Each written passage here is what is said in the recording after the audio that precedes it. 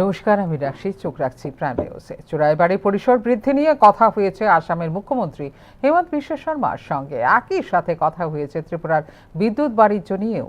শুক্রবার এক প্রশ্নের উত্তরে একথা জানিয়েছেন মুখ্যমন্ত্রী ডাক্তার মানিক সাহা। বৃহস্পতিবার রাজ্য সফরে এসে ত্রিপুরার মুখ্যমন্ত্রী ডাক্তার মানিক সাহার সঙ্গে সাক্ষাৎ করেন আসামের মুখ্যমন্ত্রী হেমন্ত বিশ্ব শর্মা। শুক্রবার এই বৈঠক বিষয়ে স্পষ্টীকরণ দিলেন মুখ্যমন্ত্রী ডাক্তার মানিক সাহা। রাজ্যের প্রবেশদ্বার চোরাইবাড়ির পরিসর বৃদ্ধি নিয়ে আসামের মুখ্যমন্ত্রীর সঙ্গে কথা হয়েছে বলে জানিয়েছেন রাজ্যের মুখ্যমন্ত্রী ডাক্তার মানিক সাহা। এছাড়া ত্রিপুরার বিদ্যুৎ আসামের কাছে বিক্রির বিষয় নিয়েও আলোচনা হয়েছে মুখ্যমন্ত্রী হেমন্ত বিশ্ব শর্মার সঙ্গে, জানিয়েছেন মুখ্যমন্ত্রী ডাক্তার মানিক সাহা। भी चेष्टा हुआ कि नहीं इस बार नहीं, ऐसा नहीं है। वो तो हम सब जानते हैं आदरणीय मुख्यमंत्री आसाम के विश्वकर्मा शर्मा को। और ये इनके साथ मेन जो बात हुआ है, मेन है चुराईबारी में गया था ना कुछ दिन पहले। चुराईबारी में वो रास्ता जो है ना, जो त्रिपुरा का जो रास्ता, और वहाँ भी मैंने चुराईबारी असम, तो मैं जाके देखा हूँ वहाँ पर कि रास्ता बहुत पतला है और वहाँ गाड़ी ज़्यादा जम जाता है। तो मैंने उनको कहा ये थोड़ा सा वाइट करना पड़ेगा, हम भी वाइट करेंगे, उसमें मैंने जाम जब वहाँ पर कम। एक तो ये विषय बात हुआ। दूसरा विषय हुआ है जो बिजली के बारे में बात है। इनके पास अभी एक्सेस बिजली है, हमारे पास भी एक्सेस बिजली है। तो बांग्लादेश में हम लोग तो ऑलरेडी दे रहे हैं बांग्लादेश। तो ये चीज़ देखे ये लोग भी चाहते हैं हमको बिजली दें। हमने कहा बांग्लादेश के साथ हमारे पास एक्सेस जो इलेक्ट्रिसिटी का जो प्रबंध है, हमारे पास एक्सेस है। तो जब बांग्लादेश के साथ मार्च में हम लोग अभी जो मोह है ख़त्म होने वाला है, तो लेकिन वहाँ भी कंटिन्यू होगा क्योंकि हमारा कमिटमेंट है, तभी जाके इन लोगों के साथ भी हम बात करेंगे। But he wants to give.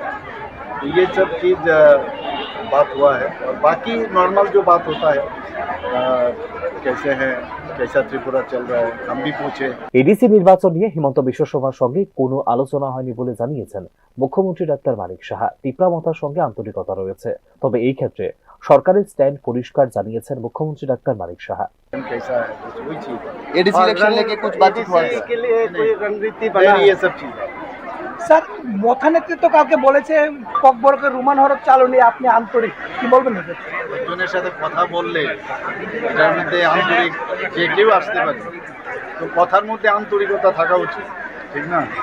এটার সাথে যেভাবে নিউজ পেপারে বেরিয়েছে, আন্তরিকের অর্থ এই না যে স্ট্যান্ড আমাদের আছে সেই স্ট্যান্ড তো আমরা থাকি, ঠিক না? এটার সাথে আন্তরিকতার সাথে এটার সাথে সম্পর্ক নেই।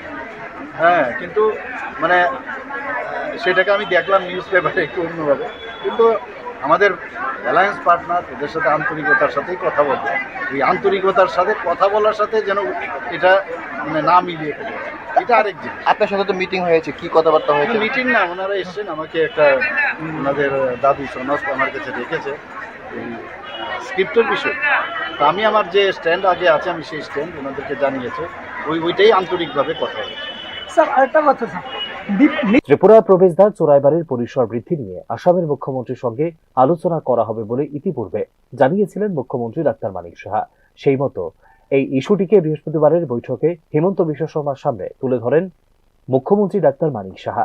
আর 50 দিনের মধ্যে ঘোষণা করা হবে আসামের সাধারণ নির্বাচন। তার আগে ঘোষণা হয়ে যেতে পারে ত্রিপুরার উপজাতি স্বশাসিত জেলা পরিষদের নির্বাচনও। এই পরিস্থিতিতে আসামের মুখ্যমন্ত্রী তথা নেডার চেয়ারম্যান হেমন্ত বিশ্ব শর্মার রাজ্য সফর যথেষ্ট তাৎপর্যপূর্ণ বলেই মনে করছেন রাজনৈতিক বিশ্লেষক মহল। Bureau report, news now. শুধু মুখে নয়, কাজেও নারী ক্ষমতায়নের ক্ষেত্রে বিশেষ পদক্ষেপ নিয়েছে বর্তমান রাজ্য সরকার। ক্লাস 9 থেকে 1.25 লক্ষ ছাত্রীকে দেওয়া হয়েছে বাইসাইকেল, স্কুটি দেওয়া হয়েছে 125 জন উচ্চ মাধ্যমিক পর্যায়ে ছাত্রীদের। সরকারি ক্ষেত্রে 50% রিজার্ভেশন রয়েছে মহিলাদের জন্য। শুক্রবার শঙ্করাচার্য বিদ্যায়তনের বার্ষিক পুরস্কার বিতরণী অনুষ্ঠানে এমনটাই জানিয়েছেন মুখ্যমন্ত্রী ডাক্তার মানিক সাহা। বিদ্যালয়টির পরিকাঠামোগত উন্নয়নের 3.5 কোটি টাকার প্রকল্প গ্রহণ করা হয়েছে বলে ওই দিন জানিয়েছেন মুখ্যমন্ত্রী ডাক্তার মানিক সাহা।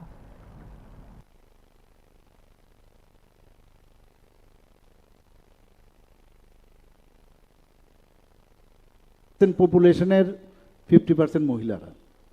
এর আগে আমরা কোনোদিন এম্পাওয়ারমেন্ট অফ উইমেন এইসব কথা আমরা মুখে শুনতাম, কিন্তু প্রকৃত অর্থে কিন্তু আমরা দেখিনি।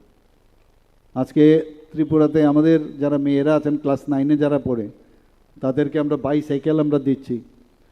গ্রামে গঞ্জে যখন যায়, স্কুল থেকে যখন মেয়েরা একটা বাইসাইকেল, আমাদের সময় তো একটা সাইকেল মানে পাওয়া তো বিরাট বিষয়।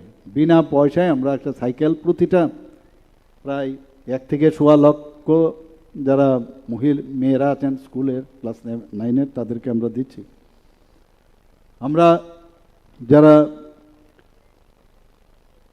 12th ক্লাস পাস করেছে মেয়েরা, তাদেরকে আমরা স্কুটি দেওয়ার ব্যবস্থা করেছি, প্রায় 140টার মতো সিবিএসসি এবং টিবিএসসি যারা পাস করেছে। তো আমরা মেয়েদেরকে ট্রাই করছি যে তাদেরকে যেন আরও শক্তিশালী করা যায়। আমরা 50% গভর্নমেন্টের যে স্টল হয়, সেই স্টলের মধ্যে 50% মহিলাদের জন্য সংরক্ষিত করেছি। 33% রিজার্ভেশন মহিলাদের জন্য চাকরির ক্ষেত্রে আমরা করেছি। মাননীয় প্রধানমন্ত্রীজি আজকে পার্লামেন্টে পাশ করিয়েছে 33%।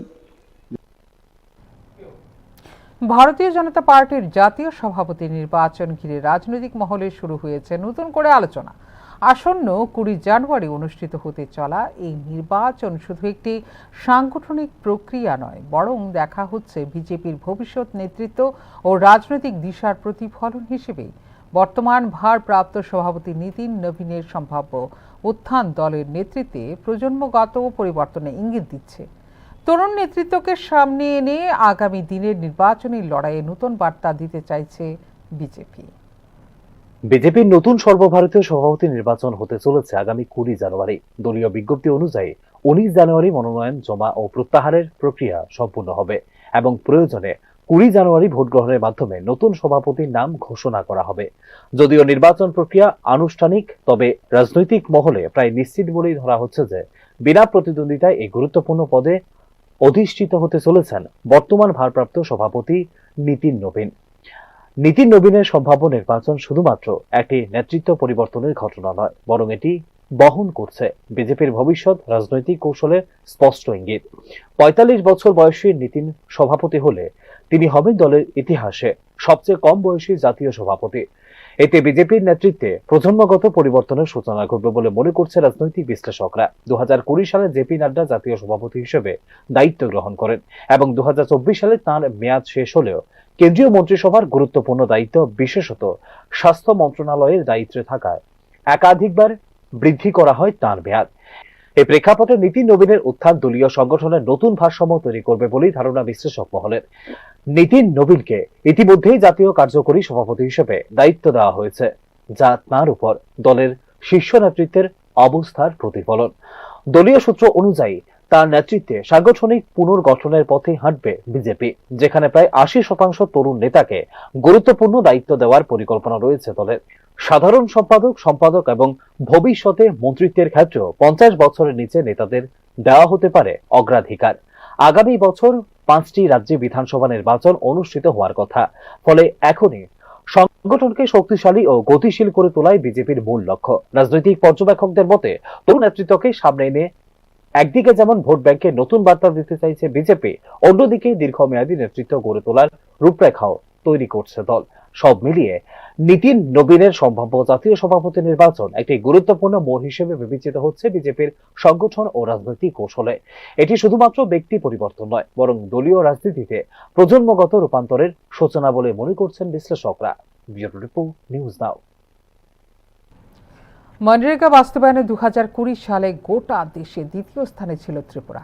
এরপর থেকে ক্রমাগত চতুর্থ স্থানে রয়েছে ত্রিপুরা। রেগা বাস্তবায়নে ভারতীয় জনতা পার্টির সরকারের সময়ে প্রথম সারিতে রয়েছে ত্রিপুরা, অথচ এই ক্ষেত্রে বিভ্রান্তি ছড়াচ্ছে বিরোধী রাজনৈতিক দলগুলো। শুক্রবার সাংবাদিক সম্মেলন করে এই কথা জানিয়েছেন শ্রমমন্ত্রী টিঙ্কু রায়। রেগা আইন পরিবর্তন করে নতুন ভিত্তি জিআরএমজি আইন গ্রামীণ অর্থ ব্যবস্থা সুসংহত করার পাশাপাশি সুসংহত করবে শ্রমিকদের আর্থসামাজিক অবস্থা বলেও এদিন দাবি করেছেন শ্রমমন্ত্রী টিঙ্কু রায়।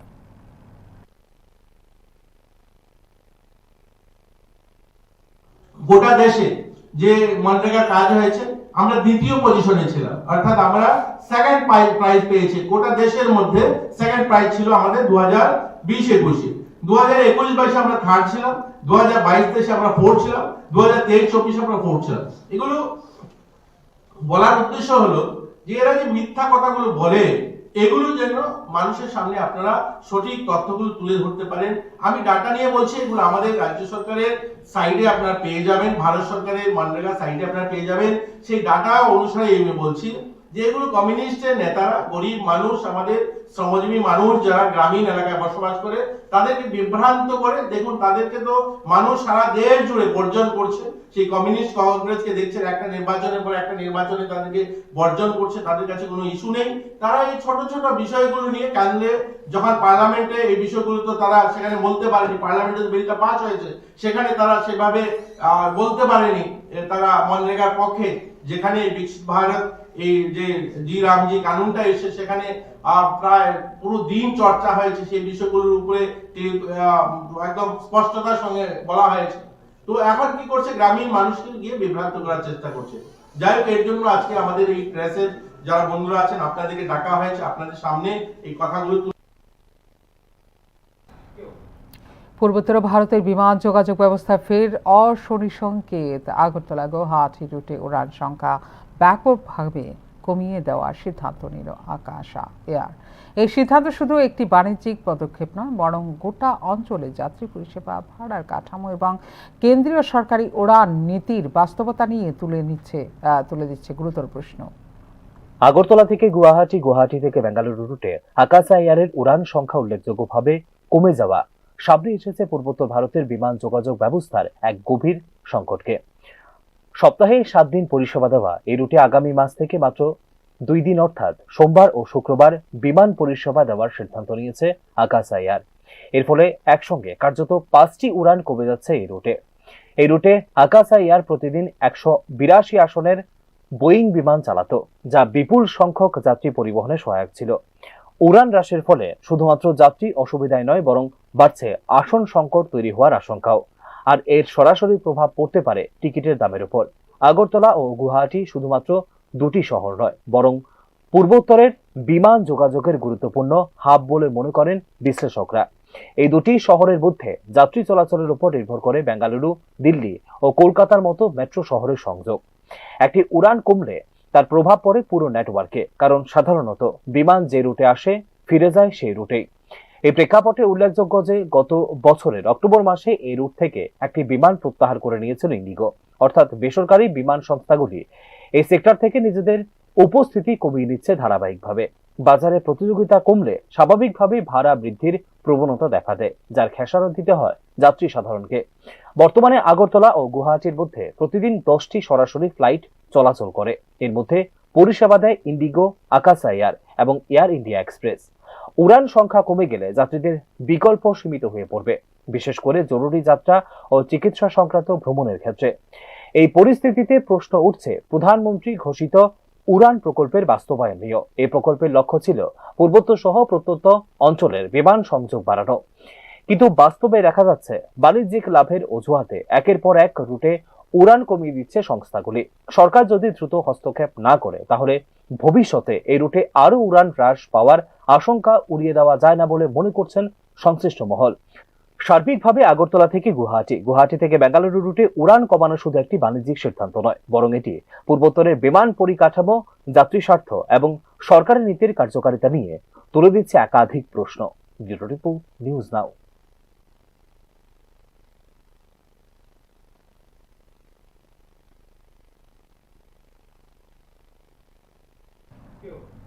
সর্বভারতীয় প্রতিরোধ দিবসের অংশ হিসেবে শুক্রবার সংযুক্ত কিষাণ মোর্চা ত্রিপুরা প্রদেশের উদ্যোগে আগরতলা রাজপথে অনুষ্ঠিত হয় এক মিছিল। কৃষক, শ্রমজীবী মানুষ ও সাধারণ নাগরিকদের অধিকার রক্ষার দাবিতে আয়োজিত কর্মসূচিতে অংশগ্রহণ করেন উল্লেখযোগ্য সংখ্যক মানুষ।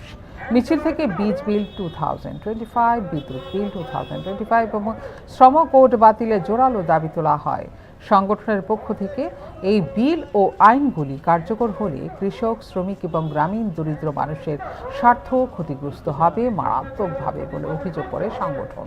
পাশাপাশি মহাত্মা গান্ধী জাতীয় গ্রামীণ কর্মসংস্থান নিশ্চয়তা আইন বা রেগা পুনর্বহালের দাবিও জানানো হয় এদিনের মিছিল থেকে।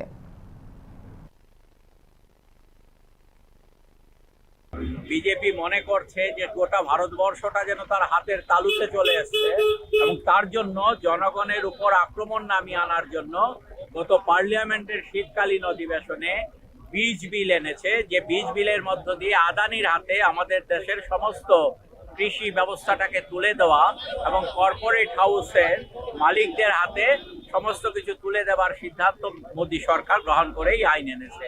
তার পাশাপাশি বিদ্যুৎ বিল এনেছে, তা পাশ করানোর জন্য তারা উদ্যোগ নিয়েছে। বিদ্যুৎ বিল যদি আমাদের এখানে পাশ হয় তাহলে আগামী দিনে আমাদের যারা আজকে 500 টাকা বিদ্যুতের সেখানে বিল দিচ্ছেন তারা আগামী দিনে 2000, 3000, 4000 টাকা দিতে হবে। সহজে আমরা এভাবে দেখতে পারি বিষয়টা। আমাদের দেশে আমরা লক্ষ্য করছি যে আমাদের 4টি শ্রমকোড পাশ করানো হয়েছে। এই 4টি শ্রমকোড পাশ করানোর মধ্য দিয়ে দেশের শ্রমজীবী মানুষের উপর চূড়ান্ত আঘাত আনা হয়েছে এবং তার পাশাপাশি এই যে Mahatma Gandhi national rural employment guarantee act, এটা বাতিল করে দিয়েছে কেন্দ্রের সরকার। লক্ষ্য হচ্ছে শ্রমজীবী মানুষরা যে কাজ পেতেন এই কাজ যাতে ধীরে ধীরে আর মানুষরা না পান। আমাদের দেশের অর্থনীতিকে চূড়ান্ত বিপর্যয়ের মুখে নিয়ে যাওয়ার লক্ষ্যেই মোদী সরকার একমাত্র আদানি আম্বানিদের হাতে সমস্ত সম্পদ দেশে তুলে দেওয়ার লক্ষ্যে কাজ করছে। তারই প্রতিবাদে আজকে রেজিস্ট্যান্ট ডে বা প্রতিরোধ দিবস হিসেবে সারা ভারতবর্ষে পালিত হচ্ছে। এখনকার মতো এই মুহূর্তের সংবাদ এই পর্যন্ত। অন্যান্য আপডেটস দেখার জন্য অবশ্যই নজর রাখতে হবে নিউজ তার পর্দায়। নমস্কার, শুভরাত্রি।